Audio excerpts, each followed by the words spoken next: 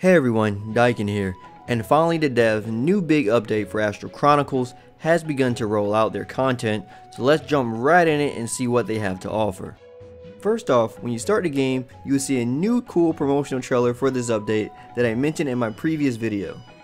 This update will be a series of events and characters based on the light and dark theme.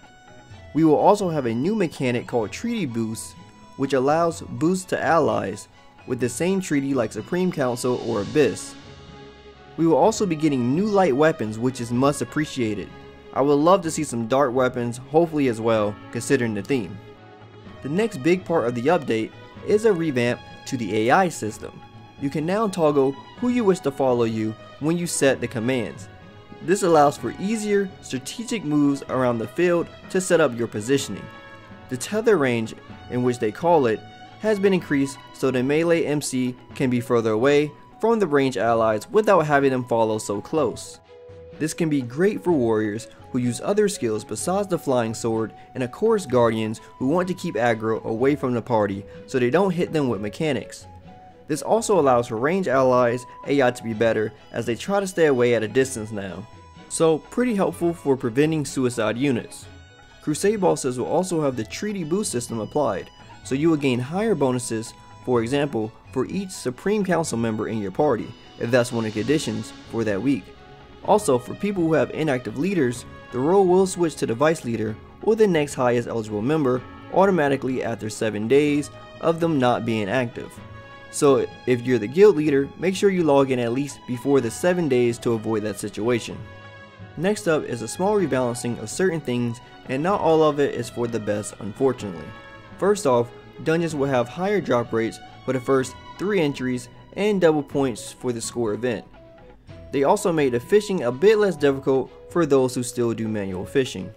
Pandora's Z-Bond mission has been reduced to only 1 gold VV rather than 5 now. And the last change is the disappointment news. Gold VVs will no longer appear without activity points, so the most common method to farm gold VVs is no longer available.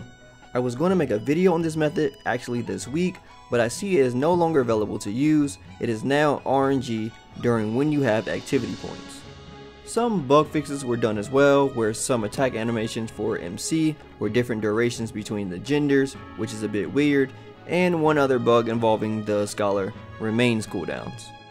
Other quality of life changes was the improvement of the quick equip, not just tossing on the highest rated gear, but it now takes in consideration for players and official loadouts, which is a nice change for people who just quickly toss on a gear on occasions.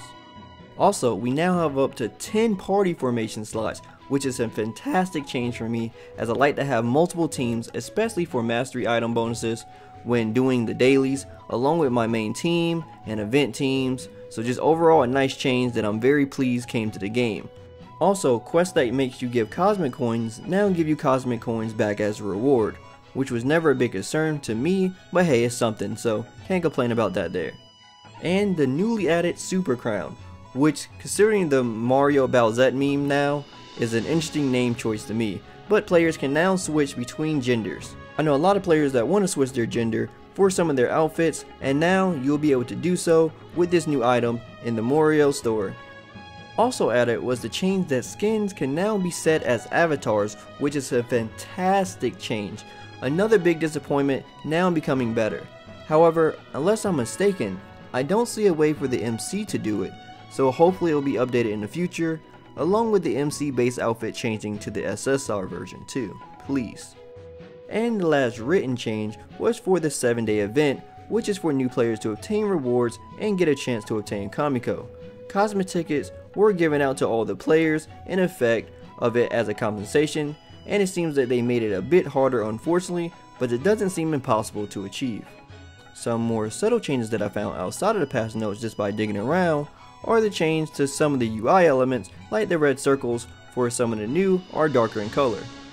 Also, you are rewarded cosmic tickets now for each degree level you level up. Unfortunately, it doesn't seem like you can gain the tickets from the degree levels you already passed before the update. Also within this update, we get a sneak peek of the new abyssal character coming soon, the Mizu.